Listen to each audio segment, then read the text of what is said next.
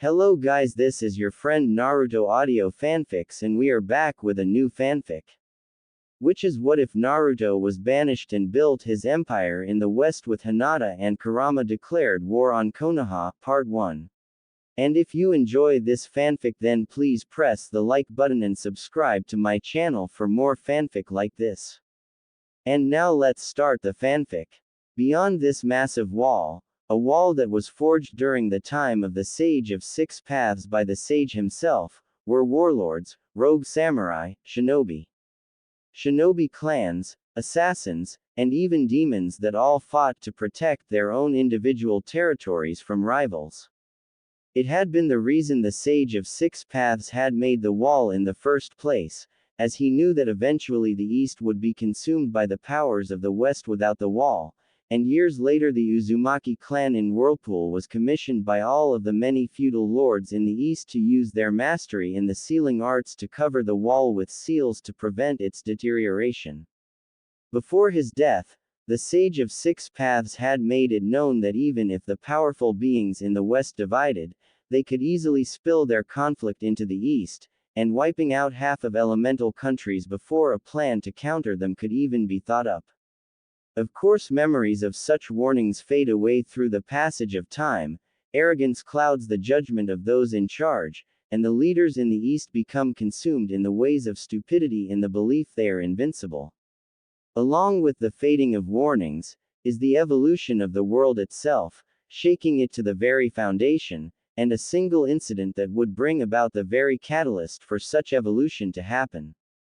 And that single incident came on a day when Uchiha Sasuke defected from Konoha to join Orochimaru, but failed to accomplish his goal thanks to one Uzumaki Naruto, and was brought back to Konoha.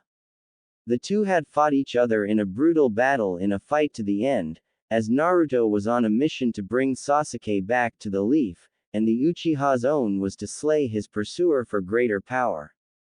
Naruto had suffered 2 Chidoris to his chest, but endured the lethality of the jutsu, and the pure agony that came along with the rest of his injuries from the battle to return Sasuke to Konoha. The blonde Uzumaki had hoped his actions would prove to the village he wasn't a monster, that he wasn't the Kyuubi, and prove himself worthy of their recognition. He was sadly mistaken. Flashback. Uzumaki Naruto. It is the decision of the Hokage, the councils, and the clan heads of Konoha that you are to be banished immediately from the village, said Tsunade while she scowled at Naruto, who had barely had a chance to even heal from his injuries, and still had bandages covering parts of his body to further prove it. What? Why? Said Naruto, seeing the female Hokage scowl more at him. Why? You injured the Uchiha, you little demon shit. Said Homura, spoke this time while Naruto got angry himself. And what about what he did to me? I took 2 Chidoris to the chest. Not 1, but 2 of them, and all with the intent to kill from that prick so he could go to Orochimaru. At least with my attacks, they were to disable, and I carried that hole back to the village in my condition. Said Naruto before Tsunade slammed her fist down onto the table. Silence. I've had it up to here with your annoying voice, brat. I'm tired of your whining and your excuses for what happened in this mission. You have until the rest of the day to get out of the Leaf Village, and if you ever return to Konoha, you will be killed on sight. No excuses, said Tsunade coldly while Naruto looked betrayed at her words while the councils and the clan heads smirked in victory. So that's how it is, huh? I bust my for you, these pricks, and the rest of the teams in this village in the hope of getting the respect I deserve. Instead, you blame me for doing my job, and banish me. Fine. Go ahead. I hope you all choke on this little victory of yours, and when you do, don't expect me to save you, said Naruto before taking off his shinobi headband and chucking it at Tsunade with it barely missing her head. And smashing into the Yondaime's picture behind her before they both fell to the floor with the glass on the picture shattering. You demon brat. Arrest him, said Kaharu before being forced back into her chair by a wave of killer intent. Just try it. I dare you. Before I get arrested, I promise every single shinobi sent after me will be maimed and scarred for life, said Naruto before walking towards the door. Naruto. One last thing. Hand me back my necklace, said Tsunade seeing Naruto stop at the door and glaring at her. This isn't yours anymore, Hokage-sama. As I recall, this was lost to you in a fair bet, and it will be a cold day in hell before this become yours again, said Naruto before walking out of the office with Tsunade narrowing her eyes at him while he left. End flashback. Naruto made it back to his apartment without hassle. Probably because the boy had used the more discreet alleys, stayed in the shadows, and avoided every person in Konoha altogether. Of course, his apartment had been trashed by the looks of things, which wasn't really new in his mind, as it happened from time to time, and moved to the hidden panel underneath his destroyed bed to remove his few valuables the villagers couldn't take from him. Some spare clothing that wasn't orange, knowing it wasn't healthy to wear it at this point, and Hinata's spare medical cream he hadn't used. Applying some of the medical cream to his body, Naruto had taken away the pain of his more annoying injuries the Kyuubi had yet to handle himself. Bagging everything, the Uzumaki turned to walk out of the apartment, and out of Konoha for good. The Jinchuriki was not even out the door when Naruto bumped into the one person even he didn't expect to see before leaving. Hyuga Hinata. Is it true? Said Hinata while staring into Naruto's eyes. I the hopes it wasn't. Yeah, I beat the crap out of the Uchiha. Let it all out. Insult me. Slug me. Get it over with, but hurry up, and be done with it, said Naruto before seeing Hinata begin to cry, then surprisingly run up, and hug him while sobbing into his chest. I don't care about the Uchiha. I care about you. Is it true that you're being banished from the leaf? Forever. Under the pain of death upon returning? Said Hinata while she once again looked into Naruto's eyes and saw how shocked he was that someone actually cared about him instead of Sasuke. Yeah, it's true. I've got until the end of today to leave before they send out their shinobi to kill me. Though I suspect they'll do it before then out of spite for me. For what I am, said Naruto before shutting up, and Hinata knew why. You mean the vessel of Kyuubi? Said Hinata while Naruto stiffened and then looked her dead in the eyes with an intense seriousness that made the Hyuga girl shiver. Who told you that? Said Naruto, knowing the law while never really enforced could be used against her for the kind nature Hinata was known for. Hiashi would probably perform the execution himself. I've always known Naruto-kun. My father told me at a very young age in the hopes of removing my feelings for you. I admit after hearing you were the Kyuubi Jinchuriki was scared at first because he told me stories of the Kyuubi being a ruthless demon, but my mother took me away to talk in private, and called my father an idiot. She said you weren't the demon. Just the container. She said a Jinchuriki is like a cup being filled with water. The cup only holds water, but isn't water itself. So, I watched you for a while, and wished to see who you really were, said Hinata while smiling slightly at him with Naruto being shocked at her words. And, said Naruto seeing Hinata smile more gently, hugged him this time. You are just the cup that holds the water that is Kyuubi. You have done so much and been given so little in return for everything you've done for this village. I just wish I had told you sooner how I felt about you. How much I care. How much I wanted to be by your side to help you endure everything.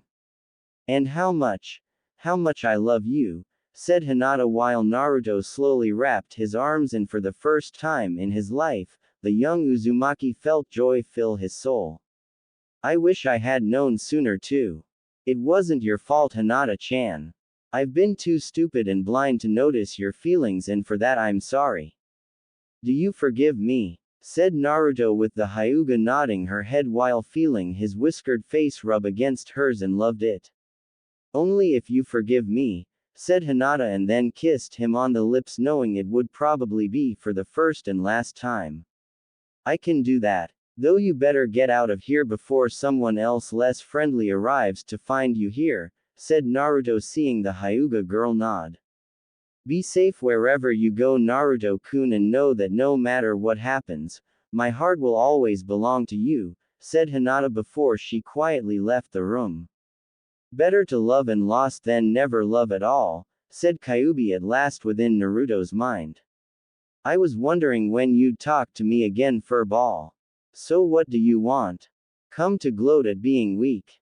Come to gloat at how I didn't finish off my enemy like you would have in my place. Thought Naruto while physically moving to get out of the village before anyone else knew he was gone. No Kit. I am here to talk about your future. Our future, said Kyuubi seeing the boy was so shocked that he physically stopped in the deserted alley. What about it? Considering how things are right now, mostly because of you I might add. I have no future. Thought Naruto with the Kyuubi sighing. I know Kit. At first, I hated you like I did everyone else, but then I saw your heart, and your soul for what it truly was before I realized my foolishness. I didn't want to be in a vessel, who used my power, and called it his own. You are nothing like those fools in Konaha and only used my power for a cause greater than yourself. I never had access to my previous vessels like I did you, but I knew enough that they never called on my power, and I respected them for that fact. When you first demanded my power in order to save yourself from that ravine, I was impressed by your boldness, and yet disgusted by the order given. It wasn't until later when you used my powers, only as a last resort against your opponents did I realize you weren't going to abuse what was given, and it was at that point. I knew you were worthy, said Kyuubi while sensing Naruto was once again surprised. Wow, I guess I should be honored by this Kyuubi, but what does this have to do with our future, and living without a home? Thought Naruto with the Kyuubi smirking. There is always a home Kit. We just have to find it first. Given the nature of things as they are today, it's clear such a place is not on this side of the world, and therefore, we must look on other side, said Kyuubi drawing more confusion from Naruto. What do you mean? Thought Naruto while Kyuubi shook his head. I'll tell you another time Kit. Right now, we must move, and move silently before the leaf decides to move ahead of schedule in letting you leave, said Kyuubi with Naruto nodding in agreement and moved to get out of the village before stopping again to see the other rookies talking to each other with Guy's team. I knew it. Naruto is the Kyuubi. I knew there was something off about him and this is the proof in the pudding, said Kiba with the others nodding in agreement. To think I believed him in defying fate. Now I feel like a fool for believing the Kyuubi and his trickery, said Neji scowling with anger. If I see him, he's going to be used for target practice, and I'm going to make him suffer, said Tenten with her scroll filled with weapons at the ready. Such an unyouthful creature the Kyuubi was back then and now to deceive us all for so long. It will bring me great honor to defeat him in battle, said Lee being his usual self. I knew that Baka was unnatural. Now I see he's really the Kyuubi. The next time I see him, I'm going to punch his tiny brain out of his skull, and rip out his guts for what he did to Sasuke-kun, said Sakura with Ino agreeing to help. The Hokage says he's been officially banished from Konoha. We just have to be patient in the hopes the demon is dumb enough to return or hide out in a nearby country so we can have a shot at him, said Shikamaru while seeing the others nod in agreement. You sicken me Shikamaru. All of you do, said Tamari appearing behind Shikamaru and glaring daggers at them all. What are you talking about? Said Shikamaru before being punched harshly in the face by Tamari and soon saw her siblings flanking her position. You heard me you baka. For someone with a genius brain, you sure are stupid, and lack the perception to see the truth. My own brother here is like Naruto. My youngest brother Gaara was as bad as they come, caring for nothing, but himself growing up, and yet this very same person you now condemn to be a demon saved this village from annihilation," said Temari while her siblings glared daggers at them all. "It just proves Naruto is a monster if Gaara is just like him," said Sakura before killer intent from Gaara shut her up. "Foolish girl. Who was it that saved you from my deathly grip? Who was it that defeated me in combat during the invasion of your village?" "It was Naruto. For that act alone and for siding with the Uchiha after the fool nearly killed my first real friend, the alliance between our two villages is hereby terminated." Temari. "Kankuro. We are leaving," said Gaara coldly while his eyes glared daggers at them all before the siblings left. "Thanks Gaara. I'll pay you back someday my friend. I promise," thought Naruto before he took off and managed to get over the village walls. The imperial palace of the Western Elemental Empire of Kyoto was an impressive sight to behold for all those with eyes could see its majestic, almost glowing beauty, and even more so when one looked inside to see the decor. Crimson carpeting edged with golden lining filled each floor of the palace, the sides of the floor not covered were showing high-quality wood, and the walls had rows of doors leading to different rooms. Where there wasn't doors, there were paintings on the walls, and each depicting the empire's greatest of heroes. Each of them fought beside the emperor, bled for the man, and like them, the emperor did too. Each picture was commissioned to show their greatness, to show their loyalty to the man they followed, and help unite the lands ravaged by war. Among these paintings, the Emperor of the West himself. Of course, the portrait itself had never revealed his face, as he wore a golden fox-shaped helmet with face cover, but designed to make sure it didn't impede his line of sight, and wearing crimson black armor. A sword in hand, stained in the blood of his fallen enemy, and the torn flag of the Empire on a pole looking like it was fighting against a heavy wind in the chaos below. Guards could be seen everywhere, watching every area of the palace, shinobi hiding in the shadows to provide additional support for them, and each servant walking without fear through the halls to do their duty. At the moment, the Emperor of the Western Elemental Empire was now in an important meeting with the Grand Council, which was made up of his most trusted advisors, who handled their regions they once fought each other over, and to keep out of the hands of some of the very people in the room. That had been put to an end by the Emperor, as he fought his way through the masses upon his arrival, making a name for himself in what was then known as the divided Western War Zone, and brought others to the table for peace talks when violence would make things worse. As his power base grew, the Emperor's reputation spread throughout the West, as different warlord, and leader of different guilds that did not wish to fight requested an audience with him. Within a span of 3 years, the man had accomplished what no other person had done before, and it was bring peace to the West under his guiding hand. A peace that had lasted for 3 long wonderful years after being made emperor. Warlords, who had once led their armies into battle to fight each other for additional land and power, now served the emperor with undying loyalty. The guilds that once worked in the shadows, now worked to serve the emperor to keep the peace and stability the man himself had bled for during the fighting. "How is everything along the southern border of the empire, Louis Bay?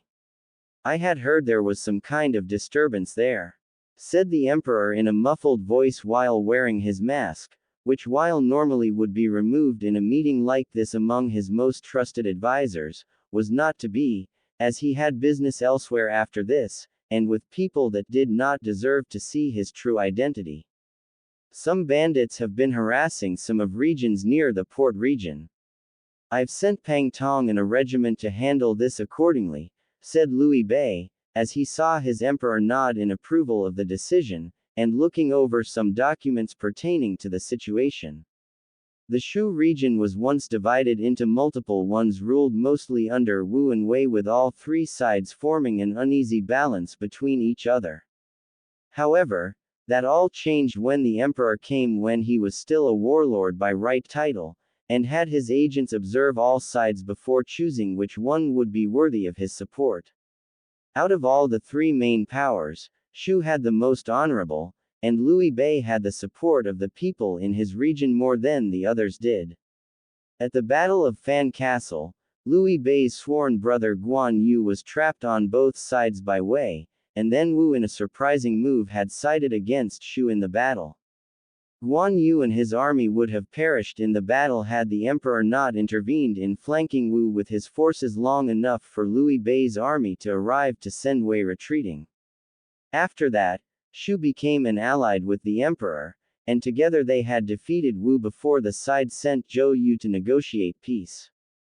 The emperor handled the negotiations with his chief advisor between Shu and Wu, with both becoming one under Shu's banner while being allied at the time with the warlord that would soon be emperor.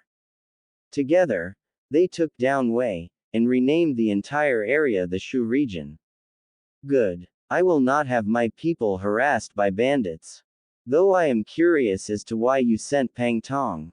The man is a well-renowned strategist, and to send him seems to be overkill, said the emperor while Liu Bei nodded. I agree, but the regions being attacked are well known to Pang Tong, and I would prefer to send one of my trusted generals with knowledge of the terrain against the bandits to remove this annoyance, said Liu Bei with the emperor again nodding in agreement. I agree. You chose wisely, Liu Bei. It shows you care about your people within the Shu region a great deal. HisEmpire, how are things going in your territory of the empire with the various demons, and half-demons living there? Said the emperor, as the regal demon lord of the West had been a hard man, or rather demon to win over. The two had fought in battle, fiercely in the final years of violence the West received, and the emperor had barely come out of it alive while HisEmpire was just weakened. It did not end for the emperor, however, as rival demons of HisEmpire saw their chance to kill the demon lord in his weakened state, but surprisingly their plan was foiled by the chief advisor of the emperor, and had been ordered to stay on the sidelines watching until that point. When it was over, HisEmpire himself was surprised at just how the emperor had gained someone so powerful by his side, and through all that did the demon lord of the West join the cause to end the violence. They are going well. There are no new changes to report in my region, said HisEmpire calmly while seeing the emperor nod. Good. General Iroh, how are the new fire division troops handling the different kinds of training sessions and drills you set up for them? Said the emperor to the semi-elderly man smiled at him. They are doing well, my emperor. The fire division troops will be ready for anything that comes our way should the conflict in the east spread here, said Iroh, as he had been put in charge of the training of the troops alongside his younger brother Ozai, and to help in the defense of the wall that separated the two sides. My emperor, our reports from the spies you ordered to head for the east have reported back that the violence there is escalating drastically, and I fear the threat of being invaded by the arrogant forces there is looming in the shadows of the future, said Zhou Yu, who was a key strategist in the territories to the northeastern region of the empire, and had been put in charge of the fortifications there with several of his well-respected generals.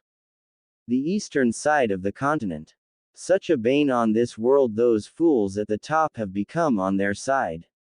Only a select few of them are level-headed, but are being threatened by the warmongers, and it doesn't help that they are allies of mine. Prime Minister Zhuge Liang, I seek your counsel on this matter, and your insight into the future. Will the wars in the east spill into our borders? Said the emperor, seeing the sleeping dragon himself, a former general of Liu Bei, now appointed Prime Minister of the Empire for his years of service to two of the most honorable men he ever met, and served in his life. Slowly, the master strategist rose to his feet, the peacock feather fan in his right hand, and walked over to the large map showing both sides of the continent with the dark line running north to south where the wall stood. The man gazed at it with half-closed eyes, as he ran his weapon of choice over the map, and making a humming noise like he was examining something no one else could see. The winds of change blow heavily around us. Even in these years of peace granted to us by you, my emperor. War increases in the east while ours has only just ended and peace being achieved here in the west. The wall, forged years ago, and sustained for centuries now has been the main reason our side has not flooded the region with our own brutality. However, peace will not be forever, and it should not be expected to stay peaceful here in the west. We must always prepare for outside forces, never become arrogant in the belief no one from the East can oppose us, as I along with the rest of us here have all learned how the East is filled with surprises, and yet most of these surprises cannot be expected to always be good, said Zhuge Liang while the others chuckled along with the emperor. So we should prepare for the flood that is to come from the storm, said the emperor, who saw Zhuge Liang nod his head. Yes. We must prepare for the worst and hope for the best, said Zhuge Liang before he sat back down while the emperor closed his eyes in thought. Each of you will return to your respected territories, inform all of your officers, and the troops that their training is to be doubled from the standards currently set. General Iroh, I'm giving direct command of the Dai Li Earth Division defense troops over to you, and the Fire Division troops over to your younger brother Ozai. Sephiroth, I want your own soldier division to be twice as strong since I last saw them several months ago for when I see them next, said the emperor while seeing the tall man next to Sesshomaru smile slightly and nod his head. They will meet all the expectations you would have set for yourself, my emperor, said Sephiroth in a smooth voice. I have no doubt about that. This meeting is now officially over, said the emperor while the council members rose, bowed, and left the room one at a time to return to their own territories to give out orders. The intelligence report you had me gather just came in, said a figure wearing spiky red hair and appearing from the shadows wearing crimson-red samurai armor. Is this accurate? Down to the last detail? Said the emperor with narrowed eyes, as he took the report, and read each line. I'm afraid so, said the samurai sadly while the emperor crushed the paper in his hand. Hinata. Even her love for me does not go unpunished by those arrogant fools, said the emperor while shutting his eyes and shook with an intense rage. I'm sorry, Kit. It's my fault they hate you. Without me, you'd be living a much different lifestyle, and things would be so much different in the Leaf, said the samurai while the emperor just chuckled. And be as weak and arrogant as them. No, I'd choose this empire over the Leaf any day at any time. Now that think about it, you haven't called me that name in years, Kyuubi, said the emperor while the demon fox let out another chuckle. I know. Force of habit when comes to you and me. Naruto, said Kyuubi while the man behind the mask removed it and the matured face of Uzumaki Naruto was revealed. His hair was still a spiky blonde, the face was the spitting image of the Yondaime, the whisker marks thin, almost non-existent unless seen under a bright light setting, and eyes that were an intense blue that made even the battle-hardened warrior in the West no fear. For 3 years after his banishment, Naruto had made his way to the West, gotten over the wall, and started from scratch in making himself known. The Uzumaki brat, who no one in the West took seriously, had beaten, killed, and in certain cases negotiated his way to unifying the western side of the continent under his banner. Bring in Ezio and Altair. I need to speak with them, said Naruto before putting on his mask. Now, you're going to be late for the airship Princess Koyuki provided for transport to her country to have some of your fighters participate the taijutsu tournament there, said Kyuubi with a frown. It will just be a moment. Besides, this is important, said Naruto seeing Kyuubi nod and left the room to come back later with the 2 individuals. You summoned us, my emperor, said Altair knowing this was important and was ready to devote the whole of his half of the Assassin's Guild to the Emperor's wishes. Yes, Altair, I have. As you know, the East is spiraling out of control. War is inevitable no matter how you look at it. However, The intensity of such a stupid attempt is the only real thing we have control over at this point, and to weaken the war machine that will threaten the peace we have fought so hard achieve, said Naruto, with both Grand Masters of the Assassin's Guild nod their heads. Each Grand Master was assigned half the Assassin's Guild, each one bound in a bond of brotherhood sealed in blood before the eyes of the Emperor himself, and each one swore never to turn one side of the guild against the other. They acted as one, yet they worked individually as two, but both reported everything to the Emperor, and neither one dared to keep anything from the man. You wish to use the Brotherhood against the war machine of the East, said Ezio, seeing Naruto nod his head. Yes. I've had agents from the Thieves Guild and head mistresses running the brothels in the East to keep tabs on them.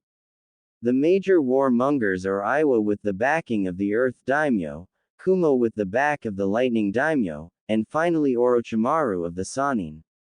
Each one has been fighting other places, territories, and raising all kinds of hell in the East. Not to mention the Akatsuki are also going around trying to find other Jinchuriki for their own plans with no success, said Naruto, with both men frowning at him.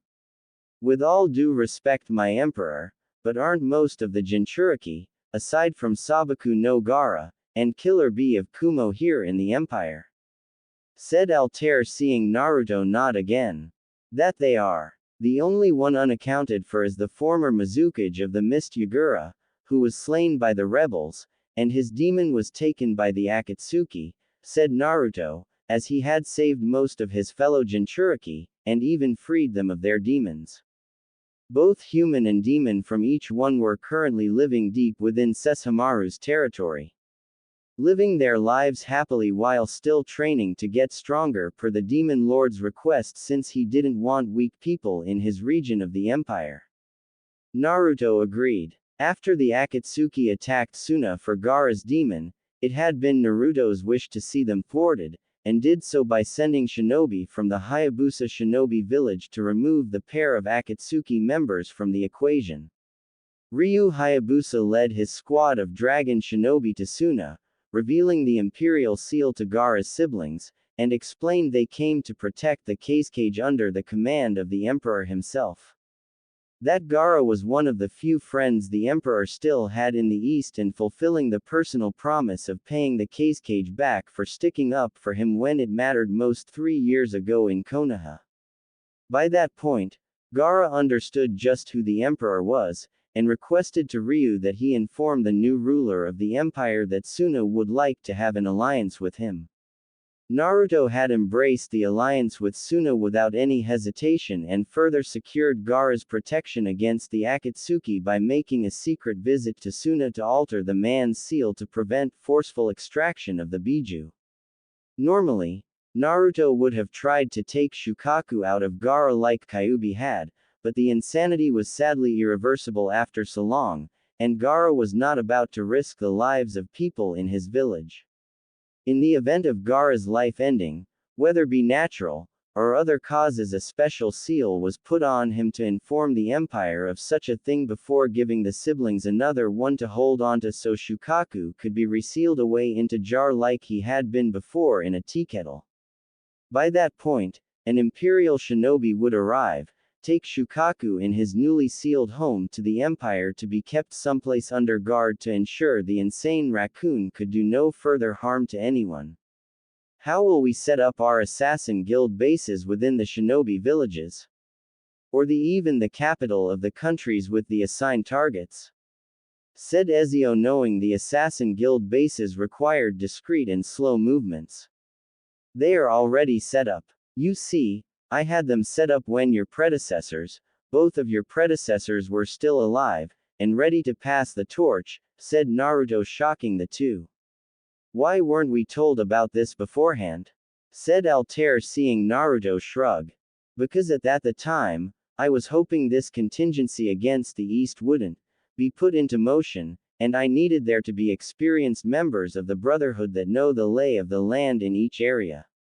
You two have both been to the East before, but never on an assassination mission, and never so high level. Each of you will be assassinating a kage or a daimyo of the assigned country. I am sending you two and several of your brothers to help in the removal of those that can protect them, said Naruto, seeing the two nod in agreement. What about Orochimaru of the Sannin? With his allies gone, he can easily pick up the pieces, and become an even greater threat, said Ezio, seeing Naruto nod. I know. He will be dealt with in another manner. While Orochimaru is not a threat to the West like his ego would wish him to be, the man is not to be underestimated, and given his own affinity for acting like a snake, it only reinforces the point that an assassin will not be used against him. This is in no way an offense aimed at the guild, but assassins are not trained to fight someone like him, and I won't have your brothers be sent to their death before being dissected like lab rats for the man's sick experiments, said Naruto, with the two grandmasters nodding in agreement. We accept your reasoning and obey your command, my emperor, said Altair, bowing, and Ezio doing the same. Your words are wise and true, said Ezio before the two left the room to carry out their orders. Naruto, we can't wait any longer, said Kyuubi, seeing Naruto nod and stand from his seat in the room. As all the registration of our fighters gone through the proper channels to compete in the tournament in Spring Country, said Naruto, as he walked with Kyuubi, and the demon fox nodded before putting on a fang mask, and kept his own whiskers from being seen by those in the east. Yes. Though I must warn you, Naruto, to keep your emotions in check when seeing the Leaf Shinobi participating in the tournament, said Kyuubi, seeing Naruto nod. I shall. The report you gave me regarding her tells me she will be there too. This will be the only chance I get to set her free before, said Naruto, while Kyuubi put a comforting hand on the blonde's shoulder. Before her marriage to Inuzuka Kiba, said Kyuubi, wanting to puke when saying those three words in a single sentence.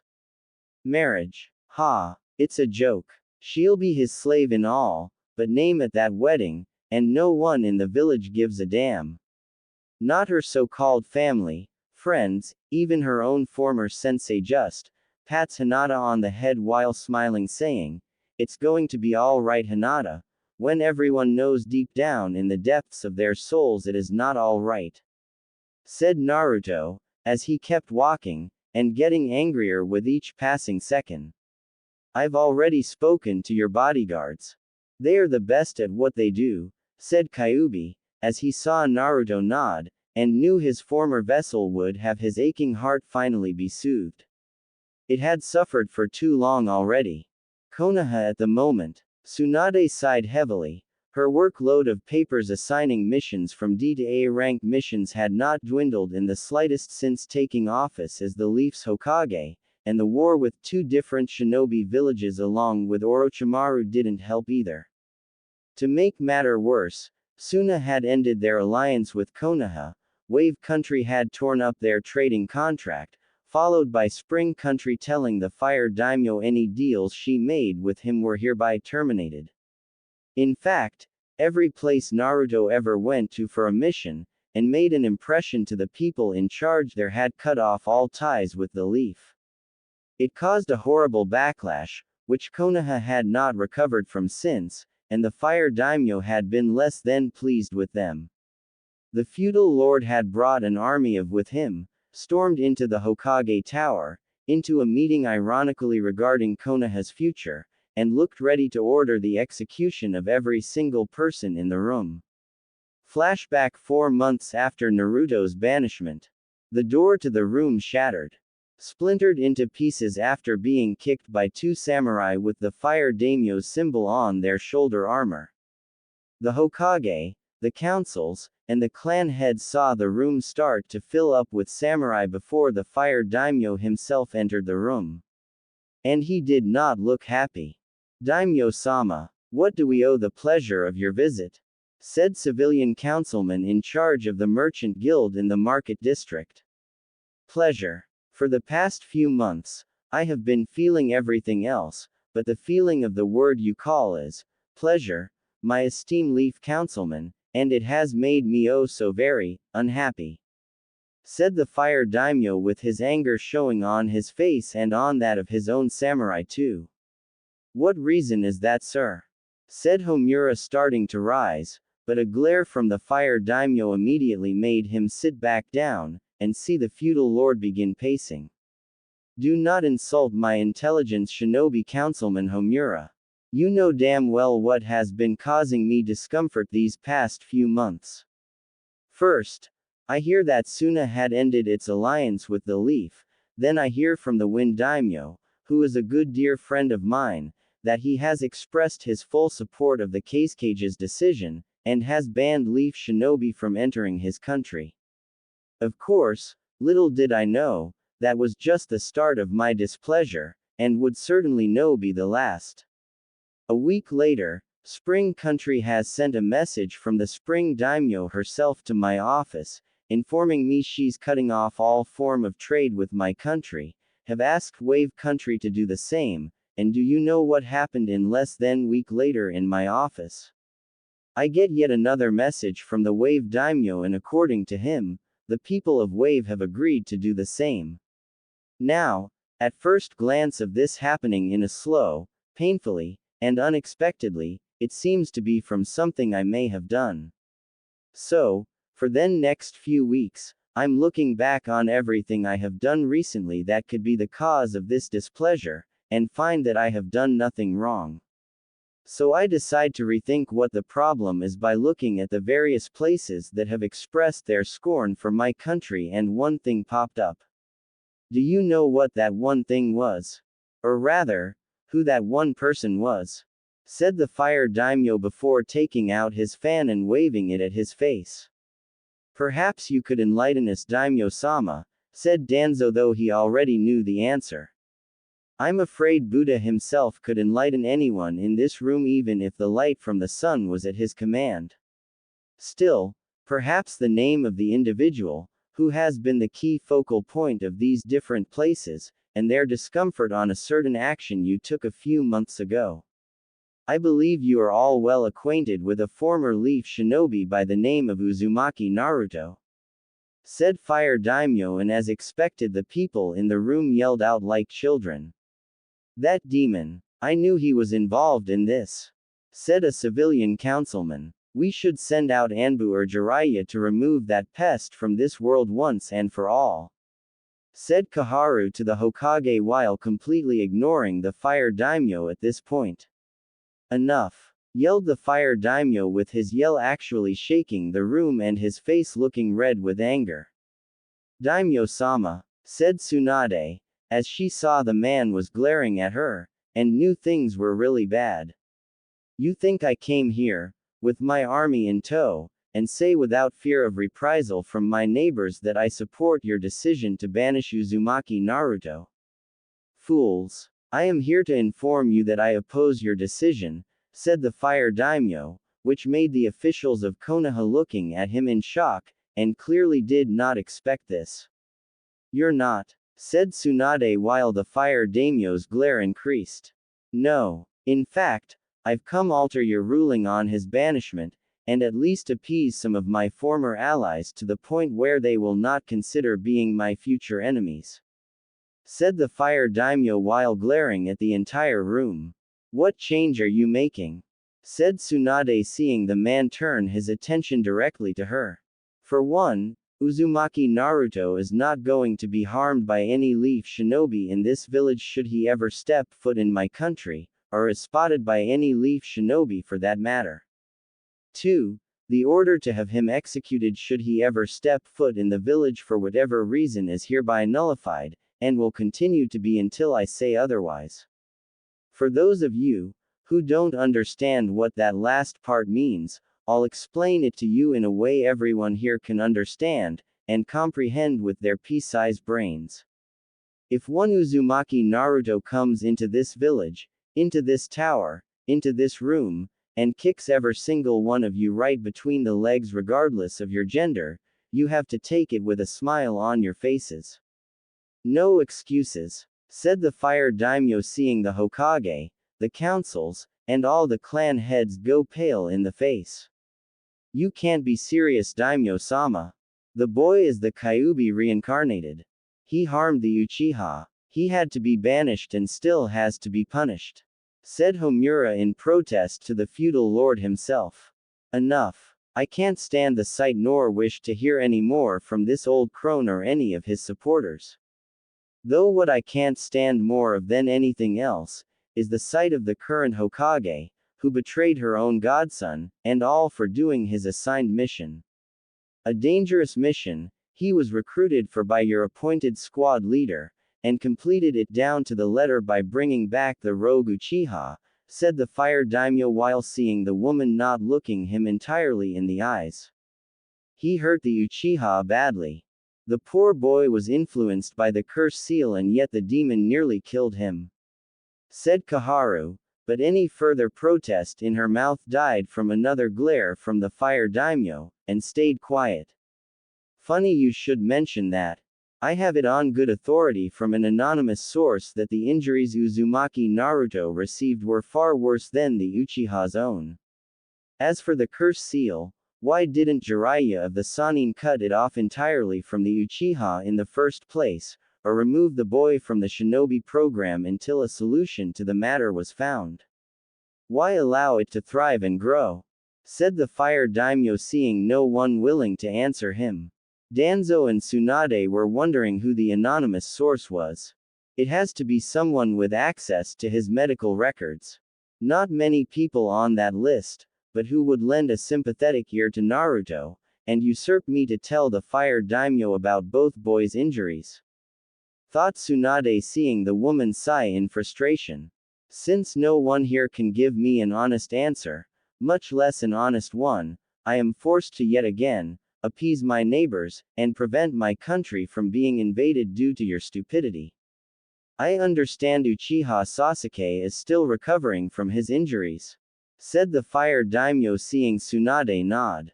Yes. He's going to be out of action for at least a few more months before training for him can begin again, said Tsunade with the fire daimyo frowning. Only few months. Pity. I was hoping he'd out of it a little while longer. Though given how this village gives him the royal treatment, as if he was me, or one of my children. I imagine you are personally overseeing his road to recovery. Uchiha Sasuke will not be ready for training after a few months, said the fire daimyo seeing Tsunade frown. Daimyo-sama, said Tsunade while seeing the anger in the man swell further. Uchiha Sasuke won't be training for the next 3 years. That means no lessons in the way of taijutsu. No lessons in chakra control. Teaching him jutsus and anything else that is shinobi related. If there is so much a way for a shinobi to kill someone with just the tip of his fingernail, it will not be taught to the Uchiha, and if I find that is the case, the boy will be executed publicly before everyone in the village with everyone in the room soon following. Said the fire daimyo before leaving the room. He can't do this, said Danzo furiously. He can and will Danzo, said Tsunade before Jiraiya made his usual appearance via the window. Is this a bad time? Said Jiraiya with Tsunade scowling.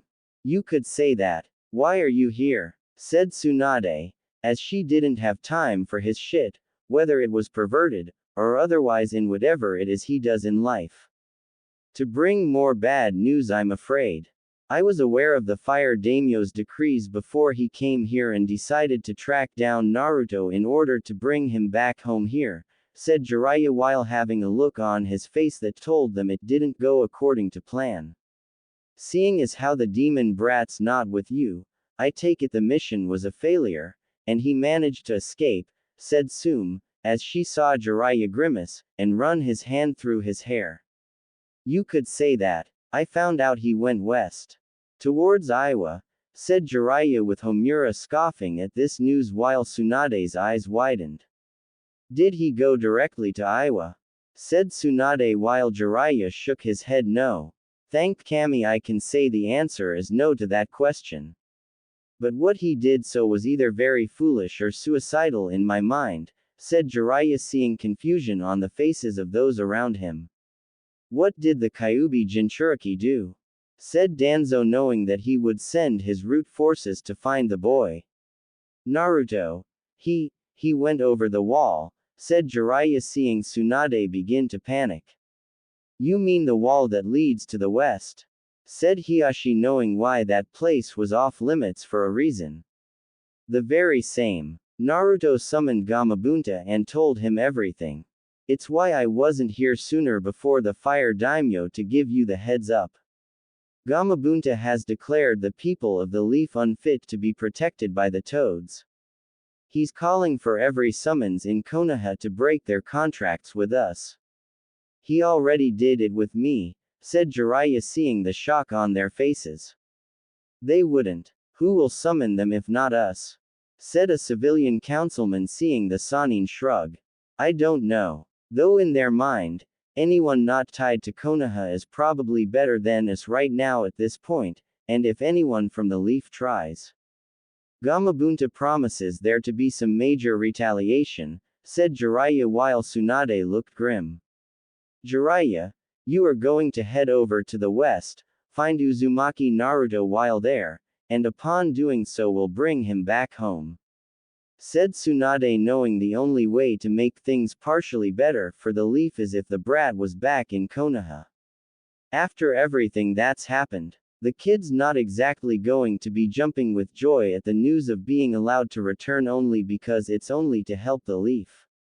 The younger generation will be out for blood should Naruto come back here, and we both know that was your fault to begin with by rescinding the Sandame's law, said Jiraiya, with the female Hokage growling.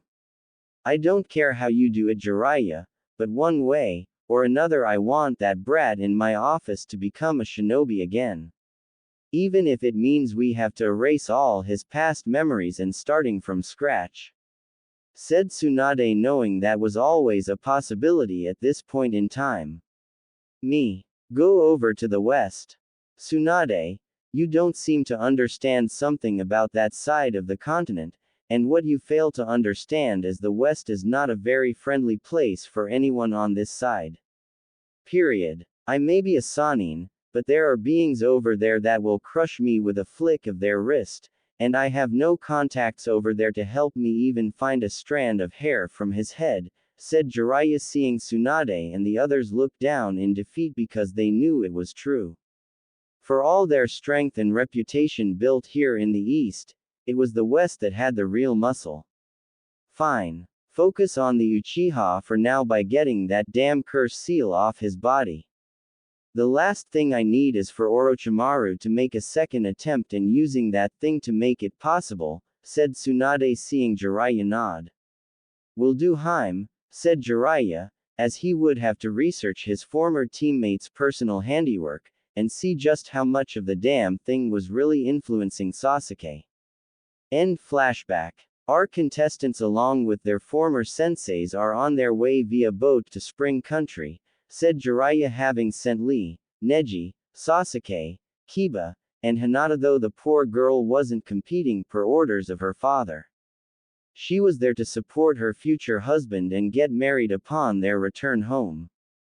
Good. The prize money will help keep Konoha funded, said Tsunade, knowing there were budget cuts being made by the fire daimyo and missions had been a state of an unstable flux as of late to get a stable income that way.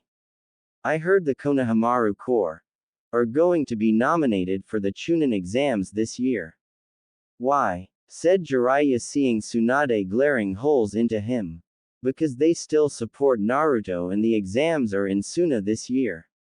I figured Gaara would give them a decent enough welcome since they don't hate the damn brat for being a Jinchuriki, said Tsunade, seeing Jiraiya nod his head, knowing that was a good enough move as any she could make right now. That and you want their sensei Asuma to report on the rumors of Suna having some kind of connection to the West. Just like this tournament you signed our shinobi up for was meant to see if Spring has also acquired ties to the West, said Jiraiya, seeing Tsunade smirk a bit. Am I that see-through? Said Tsunade, while Jiraiya smirked back. No, not really. That could change if you wore a very wet white shirt, said Jiraiya with a perverted grin before being sent through a wall via Tsunade's fist to his face. Aro baka, said Tsunade knowing what he was implying. Underground Route HQ. Is this accurate? Said Danzo looking at his Anbu captain with a single narrowed eye. Yes, Danzo-sama. The Emperor of the West is traveling via airship to the east to see his own fighters competing in the tournament provided by the Spring Daimyo herself.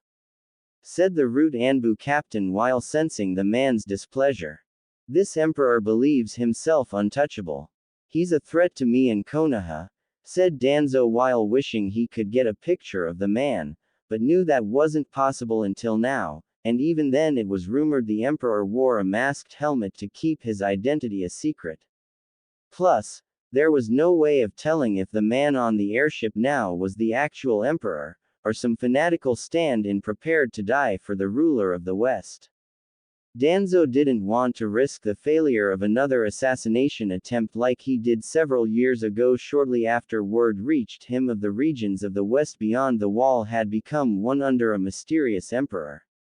Danzo had wanted that place to stay divided, as he knew that while alone they were stronger than most of the East, but merged together into a greater whole would make them a threat to the East, and to his plans for ruling Konoha as the Hokage. His agents were sent back in pieces, broken down to fit in square boxes in the middle of the night, and found in the morning by the patrols that day in the middle of the village square. Tsunade had inquired to the use of root shinobi being used, but Danzo was able to explain it, as his security force hunting down someone entering his home, and that this foe had skills capable of defeating his private security forces. His pawns on the councils had done their job well in sweeping the issue under the rug, but it made Danzo become forced into being more careful, and to not make the same mistake twice. I sent a squad of some of my personally trained root shinobi. Clearly the ones working for the Emperor had a great deal of skill, thought Danzo, as he knew the Emperor was not interested in war at the time of the attack, which was why the War Hawk got away with just the dead root shinobi, and that their bodies being sent back to the Leaf was a warning to not try it again. Should we try again, Danzo-sama? Perhaps a means of sabotaging the airship itself when the Emperor heads back home? Said the Anbu captain before seeing Danzo narrow his eye at him. No. Konoha shinobi are already participating in the tournament, and even I must admit the prize money would help the Leaf in our economic state. When they return, we will have a description of the Emperor, and hopefully a description of his face to go with the man's identity in the process, said Danzo, knowing there was no point in letting his side do the same work Tsunade's shinobi were going to do before sharing the information in the first place. Spring country sometime later. We've arrived, my emperor, said the elderly figure softly with his still dark hair pulled in a tight ponytail, wearing a butler uniform, and dark gloves to match. Thank you, Walter. How are the others? Said Naruto, seeing his personal butler, servant, and bodyguard aside from Kyuubi himself standing at attention barely 5 feet from him. Ready to fight for you in this tournament, my emperor, and they promise to make sure to make you proud, said Walter, knowing these fighters from the Empire were among the best in taijutsu and chosen for that fact. While some were chosen for another more covert reason. Good to hear. All I ask is they do their best in this, and to kick the crap out of any Leaf shinobi they fight in it, said Naruto with a smirk, which Walter joined him in sharing, and nodding in agreement. They are aware of such things. They will show these young fools a lesson in the way of violence, followed by humility, and by making them know of such things by the way of humility's nearly identical twin brother, humiliation. Said Walter while sensing his emperor was pleased to hear it. Let's not keep our host waiting, said Naruto before standing and walking out of the room with Walter following on his right while Kyuubi did the same on his left. Spring Country Stadium. The people gathered to see the tournament their daimyo was sponsoring. Rumors of the Western Elemental Empire sending fighters to participate in event, he emperor himself coming too. Everyone knew the emperor was an ally of Spring Country after peace over the wall had been heard, and many feared the great dragon that had awakened in the process of the unity. However, according to the rumors, the Spring daimyo met with the emperor, who had requested an audience with her through unknown channels, and she agreed if only to satisfy her own curiosity. No one knew what was spoken between them or the man's true identity on account of the man keeping his face hidden from everyone. However, the daimyo of Spring Country had a smile on her face by the time it was over, and it was one many had not seen since their long-lost hero had helped free them from the tyrant Dodo. When asked by one of her samurai guards why she was once again smiling, Koyuki merely replied, "Our long-lost hero is no longer lost," and didn't stop smiling for the rest of the day. As the Emperor of the West made his way to the booth where Spring Daimyo Koyuki was waiting for him, the crowd of people that were in the stands near them hushed at the sight of the Emperor and his bodyguards. Each of them walked with a purpose, walked like a veteran of war. Their eyes showed they had seen battle, blood, and death in more ways than one. The Emperor walked the same way, his robe swishing around him in the wind, and his eyes behind the mask showed an incredible intensity that made everyone around them have more than enough healthy space to get by. "Welcome, Emperor of the West. I am honored that you've come all the way here from the Empire to see this tournament," said Spring Daimyo Koyuki, as she took his hand, and shook it with a knowing smile on her face. "The honor is mine. Your country flourishes under your rule. May it continue to do for years to come," said Naruto while smiling behind his mask. "Thank you. Please sit. The tournament is about to begin," said Koyuki, as she sat down with the Emperor, and made a hand motion to inform her subordinate to start everything. "Ladies and gentlemen, I am pleased to announce by the power invested in me by our beloved the Spring Country Daimyo that the Grand Taijutsu tournament will now begin," yelled the arena announcer with the crowd roaring and cheering. "Do you hear that, you guys? All those cheers. Once I win this tournament, I'm going to get fame, some fortune, and a nice piece of Hyuga tail that is my future wife," said Kiba, as he had been so excited since being informed that his former teammate, Hyuga Hinata, would be his wife, and would have the cage bird seal on her forehead to further ensure her obedience to him without question. "If you win, Kiba, you are no match for an Uchiha," said Sasuke arrogantly despite his inner anger at Naruto for beating him 6 years ago and then being deprived of training for the first 3 after the loss. "Says the guy who was prevented from training for 3 years, and curse seal locked away," said Kiba while the others smirked and Sasuke growled. "Just don't use the excuse of not having your dog for backup when you lose," said Sasuke while Kiba growled back this time. "Such arrogance from weaklings makes me sick," said a voice behind them, and the Leaf Shinobi turned to see a man in white karate gi pants, shirt ripped along the shoulders, and red headband tied to his forehead. "Who the hell are you?" said Kiba while the figure crossed his arms in front of him. "Name's Ryu. Hoshi Ryu. I am one of the fighters participating in this tournament." "You are fighters from the Leaf?" "Correct," said Ryu, seeing Kiba puff out his chest and saw the others flexing what muscles they had. "That's right. The best the elemental countries has to offer," said Kiba with Ryu merely smirking slightly. "How sad," said Ryu simply before walking away. "What did you say?" said Sasuke taking several steps forward. "I said, how sad, and I say it, because you are all weak," said Ryu before he continued to walk away. "And what gives you the right to judge us? You're just a nobody wannabe fighter," said Sasuke, which made Ryu stop and look back at them. "No, Uchiha Sasuke. It is you along with the rest of your fellow Leaf Shinobi here, who are the wannabe fighters, and when compared to the rest of my fellow warriors from the West, you are the nobodies," said Ryu before he continued walking. "Jerk. I'm going to mess him up should we fight each other in this tournament. I bet the fighters from the West are all talk," said Kiba while Neji just stared at Ryu for a second. He's dangerous. There is an aura of some kind buried deep inside of him, thought Neji, as he used his eyes to track the man's movements, and saw him stop in front of others no doubt from the west. Our first contestants will be Inuzuka Kiba from the Leaf and Hoshi Ryu of the Western Empire. Will you two please enter the arena and we can begin the tournament? Yelled the arena announcer with the crowd booing Kiba and cheering on Ryu. What a bunch of ingrate assholes. We help their daimyo become their daimyo and they boo guys like me.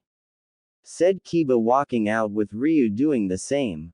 Probably because of your village mistreating our emperor, you stupid fool, thought Ryu, as he was going to look forward to crushing the Inuzuka in the name of the emperor, and remembered his orders to humiliate Leaf Shinobi.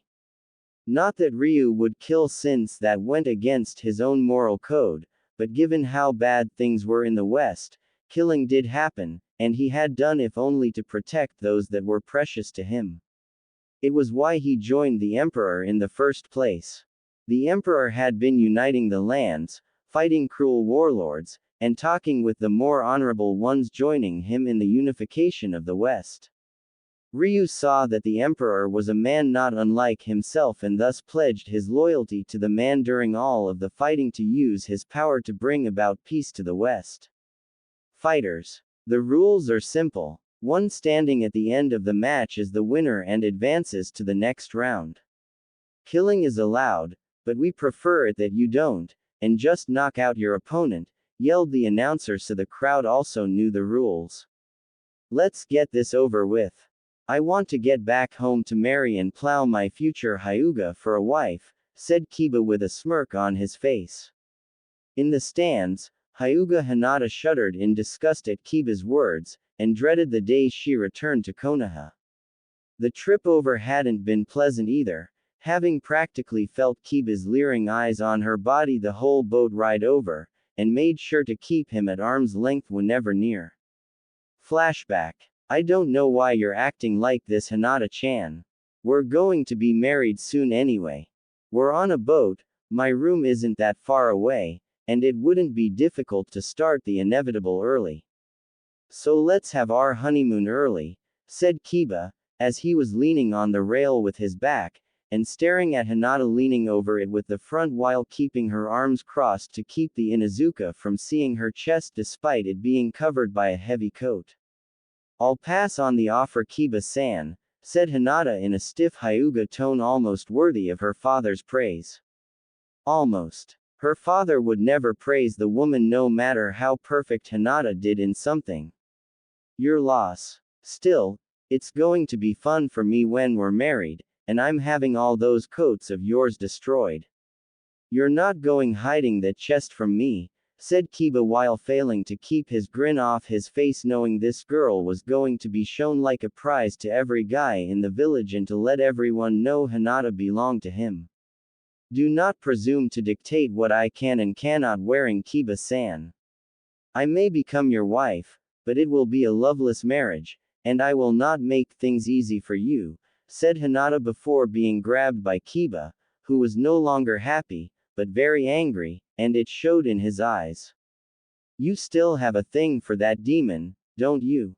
After all this time, your heart still aches for him, and wishes to be married to him, said Kiba, seeing Hinata's resolve not waver under his glare. And what if my heart does belong to Naruto? Said Hinata with Kiba growling.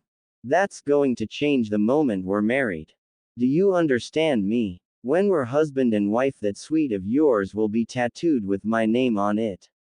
That way, even if you do leave, even if you do find Naruto, and decide to become his lover like you have always wanted, my name there will forever know just who you belong to before him, said Kiba with a grin, but was ruined by a vicious palm strike to the gut by Hinata, and the blow sent the Inuzuka flying into the metal wall of the boat. Hinata, said Kurenai, seeing her former student do that to her own teammate. What? Said Hinata, glaring at the woman she trusts to support her, but instead had just stayed quiet, and done nothing. Apologized to Kiba, said Kurenai while Hinata scowled at him. You want me to apologize? After what he said, I'd sooner lick the railing, said Hinata while her former sensei scowled back at her. He's your future husband, Hinata. The nicer you are, the less discomfort you will feel when married to him, said Kurenai while glancing at her forehead where her headband was and what lay beyond it. I'm going to be feeling all sorts of discomfort whether I'm nice to Kiba or not. We both know it, said Hinata seeing Kurenai look away and knew that Junin also believed it. What was the point of being nice to someone when it wasn't going to be returned? Even still, you will have to be when the child is born, said Kurenai seeing Hinata suddenly radiate killer intent. As if I will ever give Kiba a child. I'd sooner destroy my womb with my own hands than give that arrogant perverted baka a one child from my belly from any so-called union we have together, said Hinata before storming away from a shocked Kurenai. You don't have a choice, Hinata. Not this time. The one you want to be with isn't going to come back to Konaha. Not even he can't stop this, said Kurenai making Hinata stop. I don't care about that. No matter what happens while I'm married to Kiba, my heart and my soul will always belong to Naruto-kun. Nothing can change that. Nothing, said Hinata while walking away from her former sensei. She didn't want anyone to see her cry. End flashback. Contestants ready, and begin, yelled the announcer with both sides cheering for the battle to fight.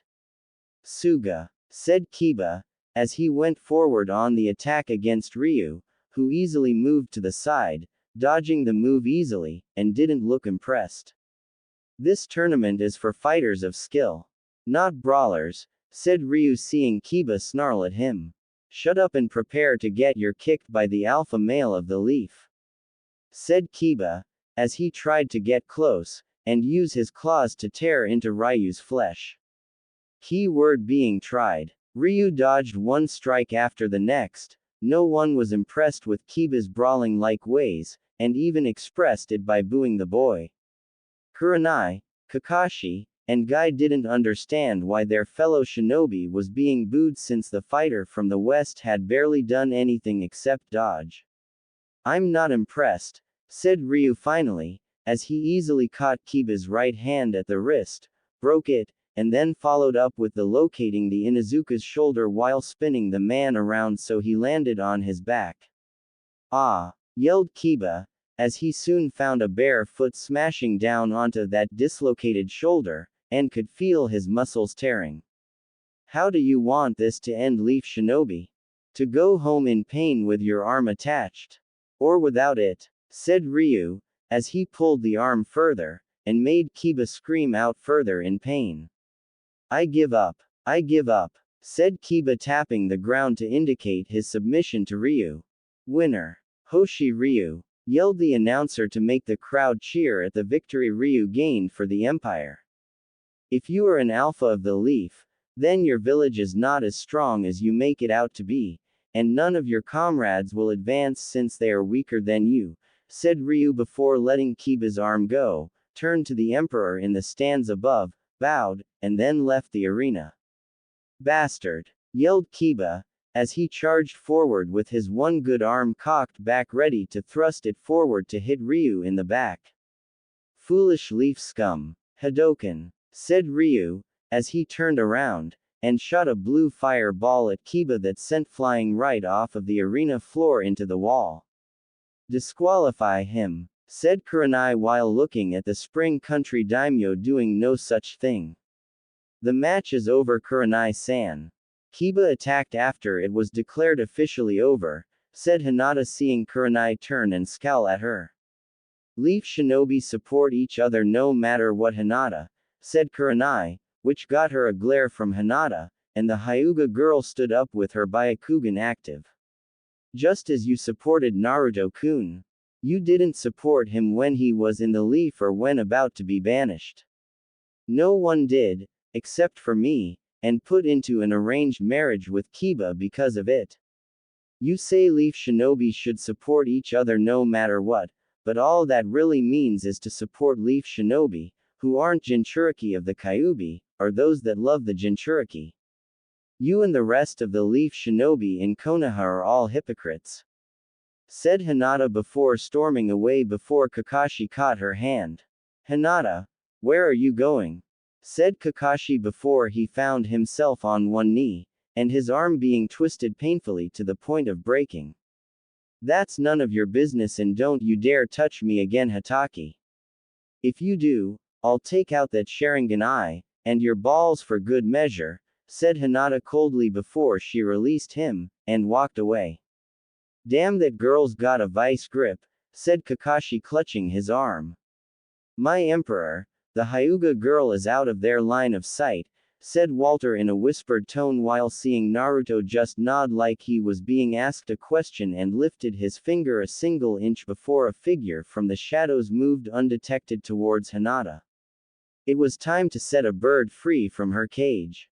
Naruto smiled behind his mask, as he saw Kiba go flying into the wall thanks to Ryu, and knew the leaf did indeed become weaker in his absence. Of course, given all the outside support the leaf had when he was still a shinobi there, it wasn't surprising that things went downhill when allies started pulling away, and Konoha was ostracized for banishing him. The memory of the rookies betraying him once knowing of his burden only made this sample of revenge all the more sweeter in his mind. About 3 years after being emperor of the Western Elemental Empire, Naruto had his first failed assassination attempt against him as the emperor, which not surprisingly was done at the hands of the Leaf, and by Danzo's so-called elite team of root shinobi. Naruto knew it was going to happen sooner or later with that man, since the old power-obsessed asshole not wanting anyone to rise to power no matter where it was happening. Flashback 3 years ago. Naruto was sipping jasmine tea in his private chambers, going over various reports, both financial and military in nature given his title as emperor. With peace finally settling in, it was his duty to assess how the future would turn out with what was in front of him, and what situations will play out with everyone no longer raising weapons against each other. "My emperor, I've come to inform you we have intruders in the Imperial Palace," said one Walter Dornez coming into the room seeing Naruto nod. "I know. The seals inside the palace detected them. I had the samurai and shinobi move to protect the servants," said Naruto sipping his tea calmly while Walter smirked. "I do not need protection, emperor," said Walter while Naruto returned the smirk. "Of course not. You are one of a kind, my friend. My personal Shinigami," said Naruto before laughing and seeing Walter bow slightly at being complimented for having such a title. "Do you wish for me to take care of them before they get here?" said Walter seeing the young emperor nod once with his smile growing. "You read my mind, Walter. You've been hanging around psychics too long. Still, I don't want them all dead, as I want to know everything they know in those heads of theirs, and not just about them being sent to kill me. I want the squad leader and at least one of his subordinates kept alive for interrogation before we send them back to their master, in pieces," said Naruto seeing Walter bow. "Your orders will be followed to the letter. I promise not one of these villains will see the light of day after the Empire is done with them. Now, with your permission, my emperor, I believe it's time I gave these young people a proper lesson in violence," said Walter, as he saw Naruto nod, and walked out of the room to do his duty. Several hallways down. "Are you sure the Emperor's private quarters are around here?" said one root shinobi, as he had an uneasy feeling about being able to get this far, and face no opposition. "Yes. Now hurry. Danzo-sama wants the Emperor's identity and life before the end of the day," said the root Anbu captain with his squad rushing through the halls. Only to stop when a door opened and single figure entered the hall before turning to face them in a calm expression his face. The man walked towards them, fearlessly, and with a smile on his face that made the root shinobi in front of him a bit nervous. With a single action of expanding his left fist into open hand, a quick flash from the lighting warned the root shinobi of what was coming towards them, and one root shinobi lost his head at the neck while another closest to the root Anbu captain lost his right arm. Oh dear. I killed one of you. I guess it is to be expected in my old age that I would lose some of my edge slightly since my orders are to only maim you, said the figure still walking towards the root shinobi. Who the hell are you? Said the root captain, as he quickly drew his sword, and the others brought out their weapons. My name is Walter Dornes. Butler to the Emperor of the Western Elemental Empire and former Master Shinobi, said Walter before unleashing his microfilament razor wire with the greatest of ease, capturing 3 of the remaining 6 shinobi, and moved with blinding speed not meant for a man of his age. Before a single tug from Walter, who was now behind the root shinobi, caused the 3 in his wires to become a gory mess on the ground, and make the remaining squad from the leaf back away in fear. The one injured root shinobi from earlier tried to stand, but quick kick to the head knocked the man out, and brought the loyal butler of the Emperor to focus on the remaining root members. Hurry! Run to the Emperor's room. I'll distract this guy long enough for you to slay our objective, said the root captain while seeing his 2 subordinates nod and rush off to find the Emperor before killing him. How unwise, said Walter, as he used one hand to bind the root Anbu captain by both his arms, and then the other 2 by their skulls. It doesn't matter how much pain you cause us. We won't tell you anything during our interrogation, said the root Anbu captain while Walter just chuckled before killing the 2 behind the squad leader. You sound so confident we'll fail, but the way I see it, by the time we get through with you, I highly suspect you will be pissing yourself, followed of course by praying to your impudent master. Said Walter before a couple dozen samurai came around the corner and moved to take him away along with the unconscious injured one on the ground. You will fail, said the root Anbu captain with Walter's grin increasing, as he quickly and ruthlessly tore both of the man's arms right off before the samurai took both away. If I were an agent of the East, then maybe I would, but I'm not from the East, and it is my duty to never fail my emperor in what I do, said Walter before he went to summon a detail of servant to clean up this mess he had made. Blood was so hard to get out of good wood and carpeting these days. End flashback. Naruto snapped his mind out the events of the past, as the announcer asked for Rock Lee from the Leaf, and Tifa Lockhart from the Western Elemental Empire. Once more, the Leaf was booed while Tifa was cheered, and some men even asking for her lovely hand in marriage. Ah Cloud, you better put a ring on that girl's finger before some guy snatches her away, thought Naruto with a smirk, knowing Tifa and Cloud Strife were in a relationship now for a while with no word of an engagement to be married being announced.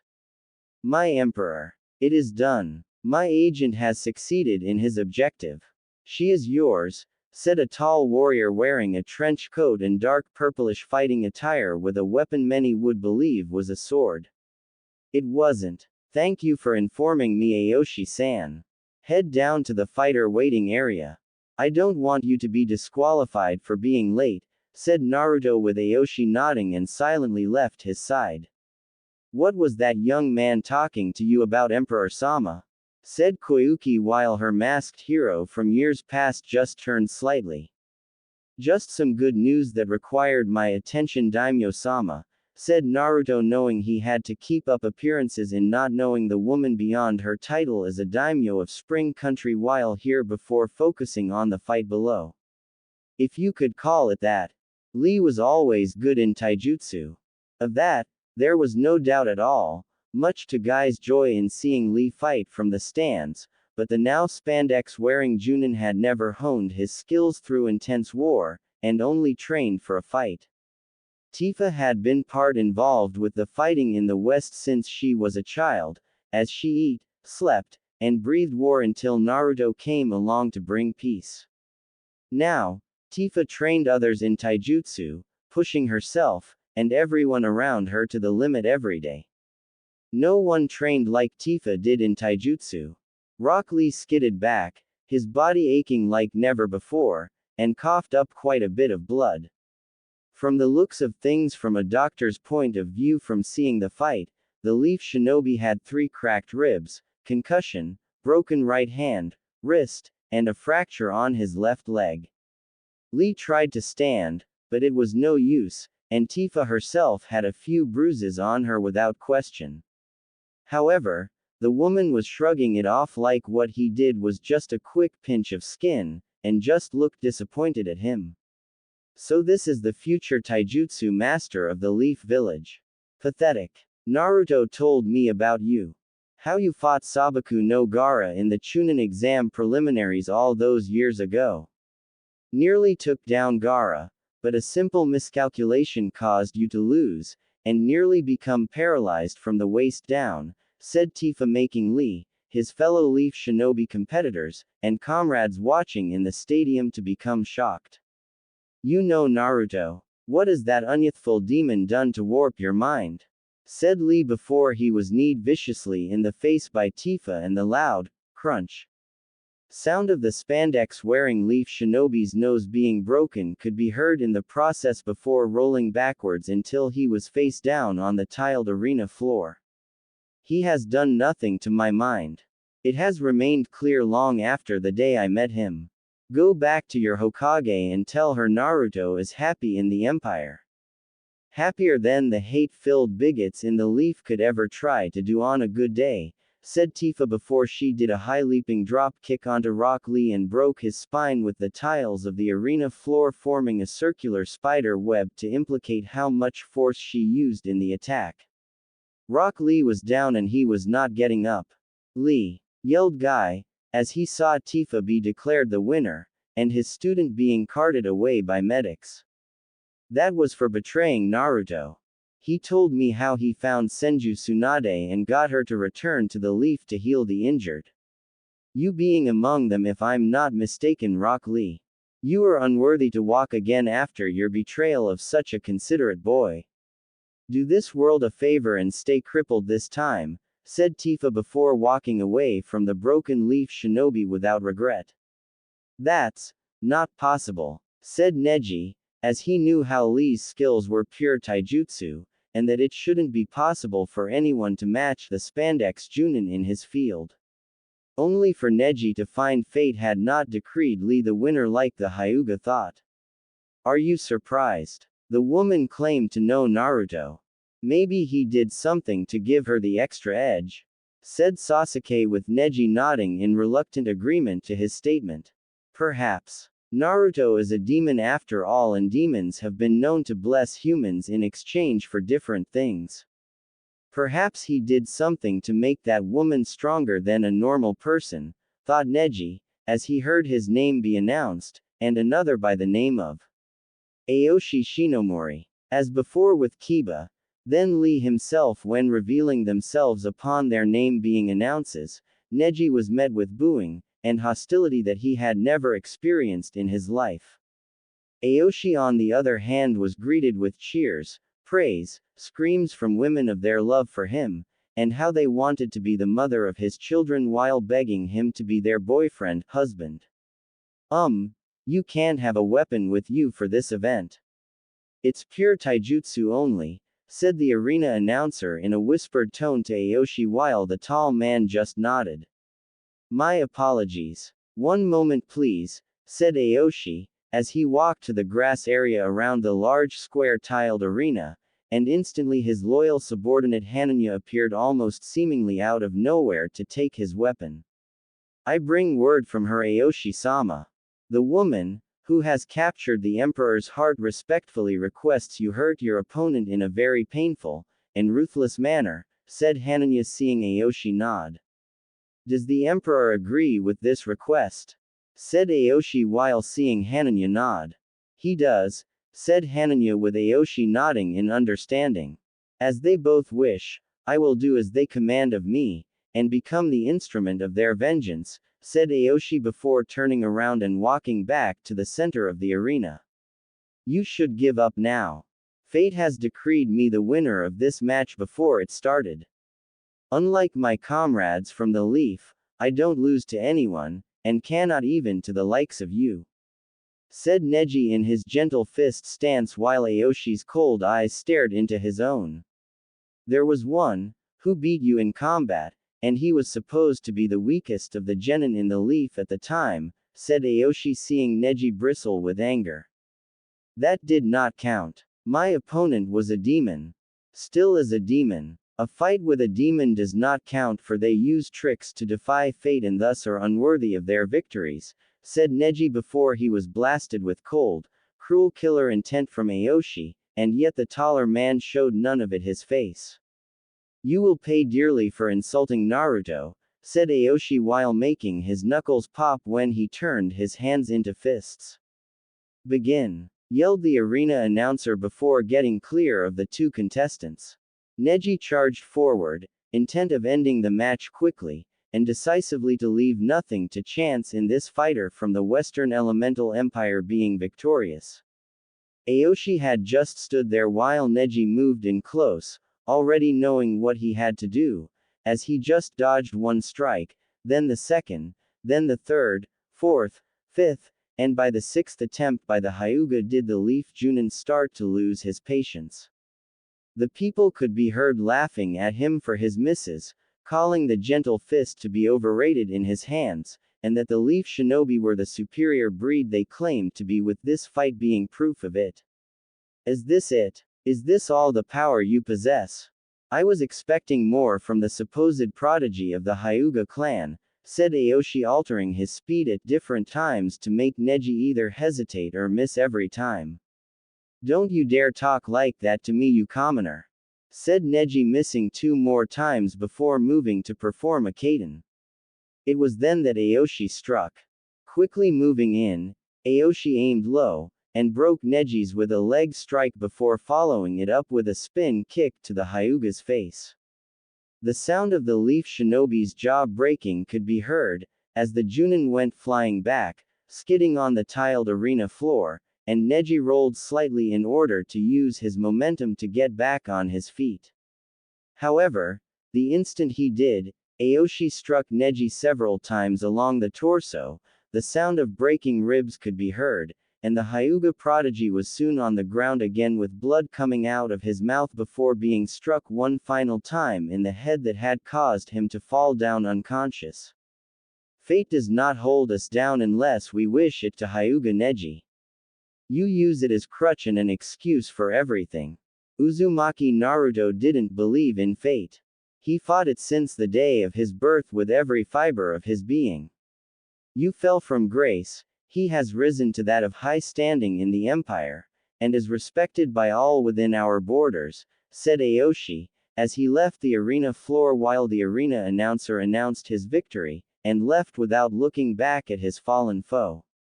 "I don't believe this," said Kakashi, as he used his Sharingan, but found the treasured eye Obito gave him was unable to not only copy Tifa Lockhart's moves, but Aoshi's speed-altering ability, Ryu's strange blue fireball attack, or any of the taijutsu moves used in any of the matches so far.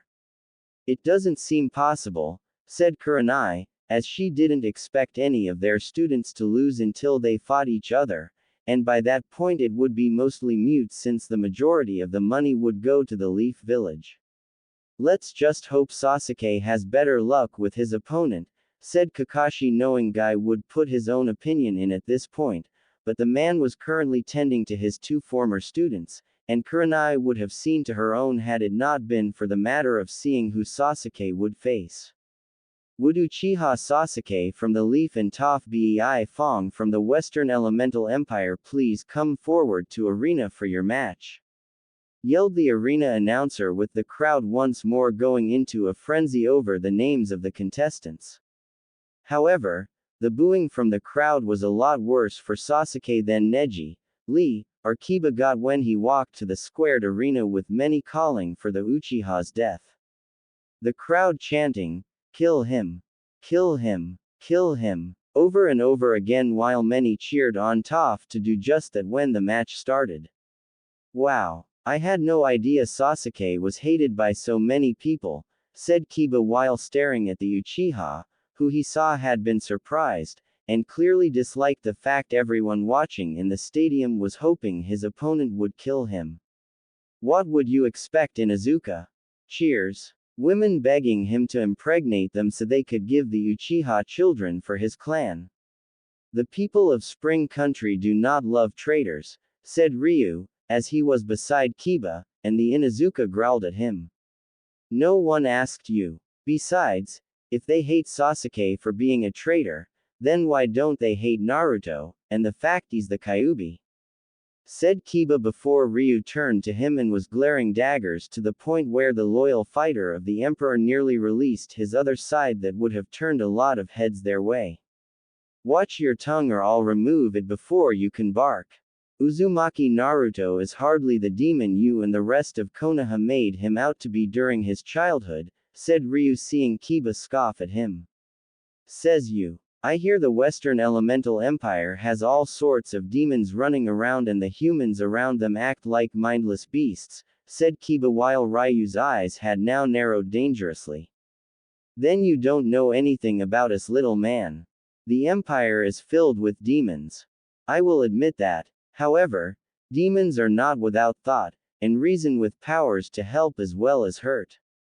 Only when provoked do demons attack, but being the arrogant whelp you are, just like the rest of Konoha, such knowledge escapes your grasp, and thus helps in making you so weak, said Ryu before turning to see the taijutsu match between both Sasuke and Toph begin. Ready to lose to an elite of Konoha little girl, said Sasuke while Toph, who was only a few years younger than Sasuke, just smirked, and made a, bring it, motion. Like I would lose to a sniveling mama's boy like you, said Toph while Sasuke just scowled in anger before he realized that this girl's stance was weird and then at him that she was in fact, blind. She's blind, said Sasuke while looking at the Emperor sitting beside the Spring Daimyo while wondering why he would let a blind girl fight. Is that true? Said Koyuki in surprise while seeing Naruto nod. That she is, but Toph's skills in taijutsu are some of the best around, and I would not have had her compete here today if I didn't think she could fight, said Naruto with pride in his voice while feeling it for all of his fellow fighters and knew even behind his mask that Toph would hear it. Come on mama's boy, I want a fight. If you've got cold feet, then by all means forfeit, and get out of this arena with your tail between your legs. I'm sure your village will help wipe your nose since they have so much experience doing it in the past, said Toph, as she sensed Sasuke's anger, and no doubt had his Sharingan eyes active. You'll regret that, little girl. My Sharingan eyes and my Uchiha blood make me superior to you in every way. It's a pity you can't see that, Sasuke while the crowd booed him for the low blow to Toph. You think me being blind is bad? The best part about being blind is I don't have to look at idiots and spineless cowards like you every day, said Toph while smiling at Sasuke since Naruto had told her in advance on the airship to attack Sasuke's ego and make him attack her first. Bitch. You won't be smiling once I beat you within an inch of your life and drag your broken body in front of your emperor. Said Sasuke, who charged forward, and tried to land wave after wave of taijutsu strikes at her. But Toph blocked or countered them easily. None of Sasuke's attacks ever hit Toph at all, which baffled Sasuke, and the Leaf Shinobi watching since they never expected a young blind girl to be in this match. Hell, none of them expected their shinobi to lose against fighters from the Empire, and yet here was the end result. It was West vs East, with the West being undefeated in taijutsu against some of the Leaf's most skilled Junin who were trained in the shinobi arts since almost from the beginning of their training. Toph dodged a punch to her face, blocked a kick to her stomach, and countered with an elbow to the stomach that caused Sasuke to stumble back. The Uchiha charged forward again, finding himself unable to use the power of his eyes on the blind girl before him, except countering her moves, but even then it was difficult, and was taking hit after hit while Sasuke had yet to land one. It was infuriating. Toph just had this air of calm on her face, as she moved swiftly again, only this time she struck his right kneecap hard with her fist after countering Sasuke's fist, and smooth sweeping kick took the ground right out from under the Uchiha.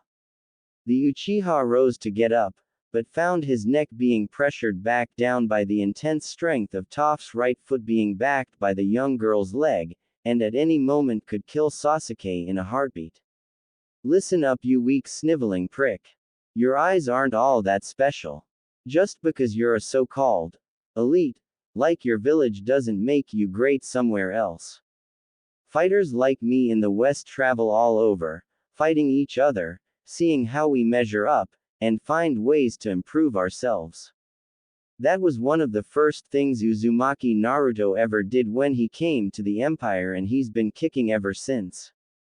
Said Toph, as she had come to admire the Emperor, and he never discriminated against her for being blind. He encouraged her to grow in being one of the best fighters around. There was no pity in him when it came to seeing her blind.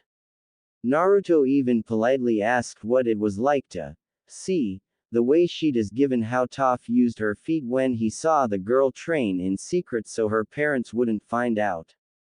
Toph couldn't really describe it for him, other than that she had the power to see in her own way, and that was good enough for her. When Toph's parents did find out, they had planned to put a stop to the secret taijutsu training altogether, but by that point Naruto had nearly become emperor in all except name, and had a few more regions to take before making it official in ending the war in the West. When Naruto had visited at that point in time, he told Toph's parents that she had potential in fighting, and that being blind wasn't a hindrance for her like they thought. It was an edge. She could see in ways other people couldn't, and thus had the potential to fight at such a high level for someone so young. The girl's parents tried to threaten the cutting of their financial support of Naruto if he tried to dictate parental policy on them again, and Naruto had told them that he never needed their financial support in the first place, so their threat was at face value, mute. Still, the two adult Bei-Fongs had ignored him, and sadly Naruto had to finish his campaign to unite the West under his peaceful rule.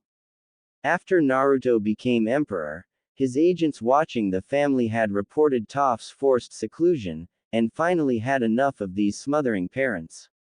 So with the help of some of his daily agents, Naruto was able to smuggle Toph out of her home, which had been a palace almost unto itself, and saw to it she trained with the daily Earth Division since they too were masters of taijutsu. Toph's parents eventually came to him, demanding the return of their daughter, and Naruto agreed they could. If they could make Toph come home of her free will. The wager had been made by Naruto to Toph's father that if he had a fighter of his own choice compete in a taijutsu match against his daughter, and won, then Toph would return home without a fuss. However, if Toph won the match, she would be allowed to train with the daily, and even be allowed to live within the walls of the imperial palace as his honored guest while free to move about the city around her. The man accepted, hiring the best taijutsu master he could find that money could buy, who oddly enough went by the name of the Boulder, and had him fight Toph in a one-on-one taijutsu match. Naruto watched from the sidelines, as did Toph's father, while the two slugged it out, and one was declared the winner. The winner by knockout, of course, being one Toph Bei-Fong after two hard fists to the boulder sent him flying out of the arena into a wall with the man's deep body imprint showing just how painful it was for him. With the wager won, Toph became a guest of the Emperor, and a well-trained fighter while not being hassled about restrictions, with the only exception being not getting into trouble by abusing a privilege many would kill to have in her place. While Toph may be young and fearless on account of not seeing like normal people do with their own eyes, she wasn't stupid. Toph knew that to be a guest of the Emperor, learning from the daily, and being treated like a normal person without being blind coming into the picture was a dream come true. That loser will always be a loser, said Sasuke while Toph scowled at the Uchiha before getting a really evil idea. Maybe Maybe he is not the best in some cases. Like being a jerk. He sucks at it. Being rude is another example. The guy is very polite and he only hits you with an insult after being hit with one first. However, there is one major thing Naruto does have on him you will never have, and that is having working balls.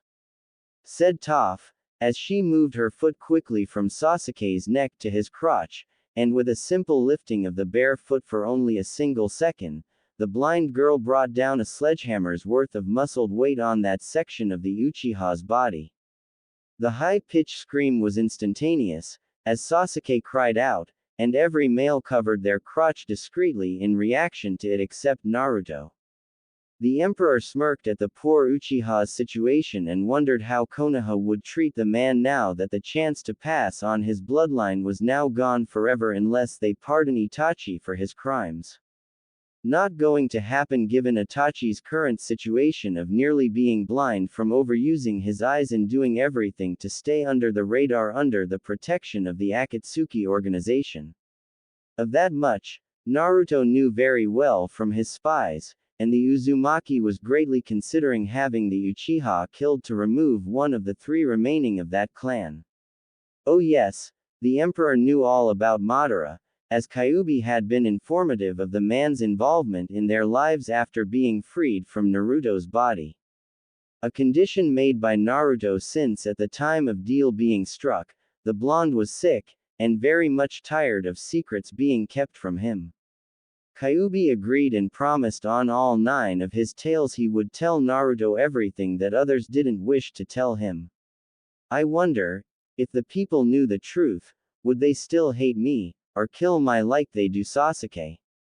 Or rather, did Sasuke now that the Sharingan is lost to them, thought Naruto while the arena announcer declared Toph the winner while still covering his crotch with one hand. We lost, said Kakashi while none of the other Leaf Junin watching could believe it. This is a nightmare, said Kurenai, as she couldn't believe her student, much less Sasuke had lost his match, and after the Uchiha had started training again the very second the 3-year suspension by the Fire Daimyo ended. It's almost a shame the Leaf Shinobi here lost. Don't you agree, Emperor-sama? Said Koyuki while Naruto nodded slightly. Yes. Keyword being of course being, almost. Said Naruto while the two rulers let out a chuckle of amusement. Do you wish your fighters to continue with the tournament? The West had pretty much won no matter what happens, said Koyuki with Naruto nodding. It would be insulting to them if I didn't give them a chance to test their skills in taijutsu against each other.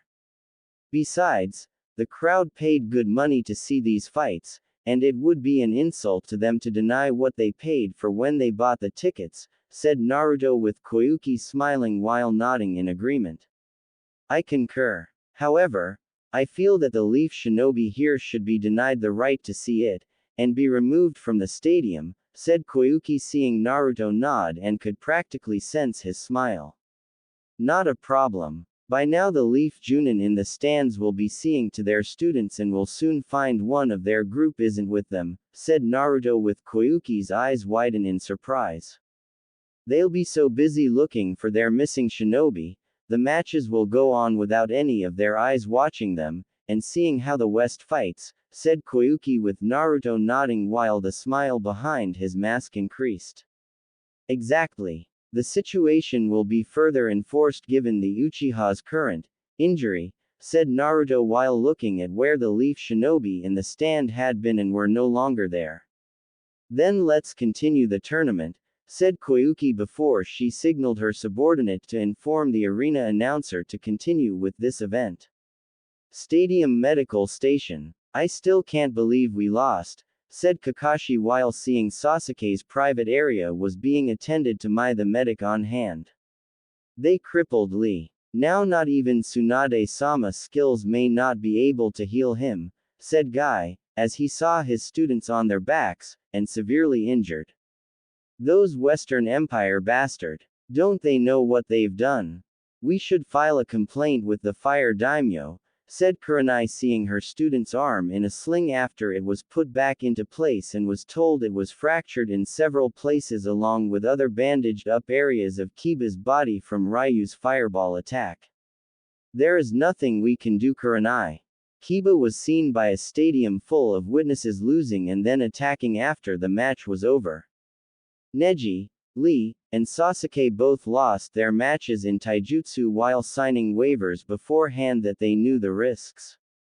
Filing a complaint would be considered childish and a waste of time since it will most likely be denied on its face value, said Kakashi, with the others reluctantly agreed. Still, it isn't right. The fact they knew Naruto too makes things worse. He probably told them how each of our students was trained, said Kurenai with a frown on her face. But that information would be out of date after so many years. How could he know how Lee fights now? Or Neji? Said Guy, seeing the same confused looks on their faces. What do you think, Hinata? Hinata, said Kurenai when she realized her second student was not with them, and the horrible truth that she had not since Kiba's defeat. Where is she? Hinata wouldn't run off, would she? Said Kakashi, seeing Kurenai bite her lip, but still shake her head no, and knew Hinata wouldn't run.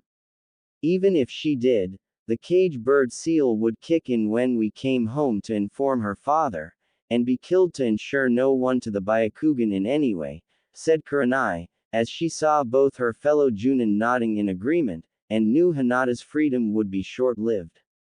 We should speak to the Emperor of the Western Elemental Empire. All those fighters claim to know Naruto, and she may seek out answers about him, said Guy, seeing the group nod in agreement. We will after the tournament is over and only as a last resort. For now, we need to find Hinata on our own, and before anyone else realizes she's missing, to report it to another hidden village like Kumo, said Kurenai, knowing she could begin right away since Kiba wasn't in need of her bedside manner like the others. I can help, Kurenai-sensei. I may be messed up right now, but my nose still works, and can track her scent just about anywhere, said Kiba while walking with difficulty over to the woman. I'm going to need it given how large the stadium is and how much of a head start she has on us, said Kurenai before she left, with Kiba stumbling along. With Naruto and Koyuki an hour later. Impressive, said Koyuki, seeing Ryu and Tifa fighting it out in an intense battle of skill and power with neither one giving in. Training for a war is only half the way to get stronger. One must be in a war and survive it, said Naruto, knowing everyone of his fighters here had done so before his own time in the West. A sad truth. Many have long forgotten that, said Koyuki, knowing her people have not forgotten it, but people in the Leaf had, and believed themselves invincible since they had never been humbly defeated. With each victory, the pride of the Leaf swelled, and in the process, their own downfall when that pride blinded them to the painful truth when fighting 3-to-1 odds. Winner. Tifa Lockhart of the Western Elemental Empire. Yelled the arena announcer while pointing to the pretty beaten injured woman with a raised arm in the air while clutching her ribs. Ryu stumbled over to her, as his own body looked pretty battered, but it didn't stop him from extending his hand, and getting one in return from Tifa in accepting it. The crowd went into another frenzy cheer for the two fighters, who fought against each other, and yet showed respect at the end. My Emperor. We have uninvited guests, said Walter in the Emperor's ear, with Naruto's eyes shifting from the arena floor where Aoshi and Toph were about to fight their match to the pair of Leaf Shinobi walking towards them. Only to be blocked by Naruto's Shinsengumi bodyguards led by Hajime Saito, who the Emperor had convinced to join him in bringing about peace and order to the West under his rule. Like Saito, the Uzumaki had no tolerance for corruption, and supported Saito's belief in the slaying of those that were, since corruption would destroy the empire from within. You are not allowed up here. Leave, said Saito in a calm yet serious voice. We need to speak to the Emperor. It's very important, said Kurenai while trying to be polite to the Emperor's bodyguard and not being intimidated. If I let you see him, the Emperor will miss the match below, and will become displeased by the interruption of his fighters competing, said Saito while glaring at the woman and the Inuzuka behind her. What does it matter if we interrupt him or not? His empire's already getting the money for this tournament since his fighters are the only ones competing, said Kiba angrily and with impatience since he wanted Hinata back in his grasp. Kiba, shut up, said Kurenai while looking back slightly before turning back to a less than amused Saito now looking to grab the hilt of his sword to unsheath his weapon to cut them both in two.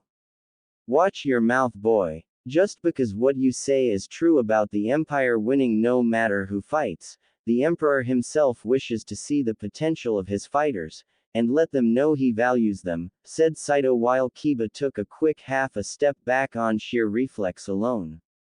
Our apologies, Samurai-san. It's just, we believe someone we know, who is missing from our group may have come in contact with someone in the Empire, and spoken to the Emperor to grant her asylum, said Kurenai and saw Saito's eyes narrow dangerously.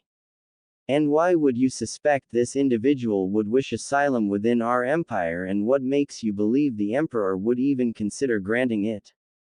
Said Saito while Kurenai shifted uneasily since she didn't know how to explain things to the man and the risk of offending him with how Hinata's current standing in life. We believe she wishes to be with someone in your empire. She is in love with one Uzumaki Naruto and yet is to be married to another individual, said Kurenai while hoping to use Naruto's name to get some kind of sympathy from the bodyguard.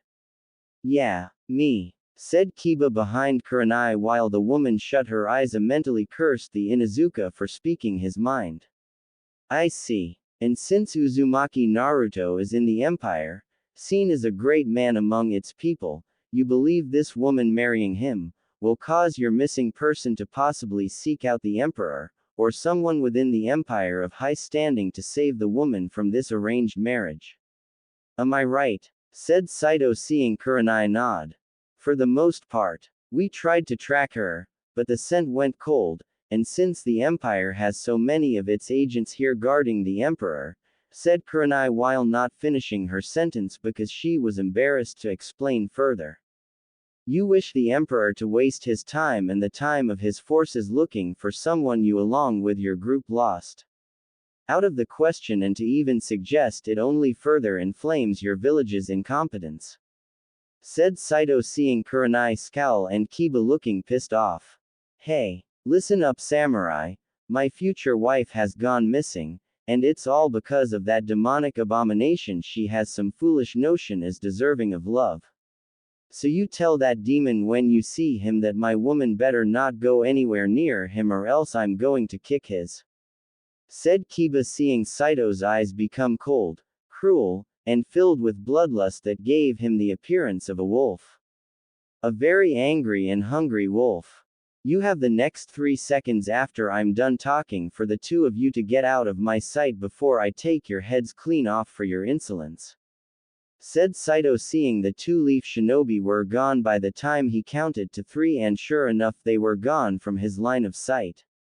Was that really necessary, Saito? Said Naruto while glancing at his chosen captain of Shinsengumi to watch over him while here. When it comes to leaf shinobi and their ways, my emperor, absolutely. Said Saito, as he only had contempt for Konaha, and their way of doing things. Agreed. I'm sorry Koyuki, but after the matches and award ceremony are over, I have to leave immediately, and with all speed before the leaf make it back to Konoha to report one of their shinobi has gone missing, said Naruto seeing Koyuki nod knowing the leaf would no doubt do since it was the Hyuga girl missing and he had informed the spring daimyo about Hinata's situation. I'm sure I can convince the captain of their boat to delay his departure from spring long enough for you to do what needs to be done, said Koyuki knowing the emperor had a plan to help out Hinata and the only real obstacle standing in his way was time itself.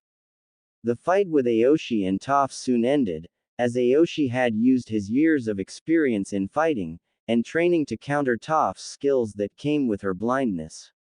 The man did acknowledge Toph in being highly skilled for her age and would like to see her continue the pursuit of being a true taijutsu master. The next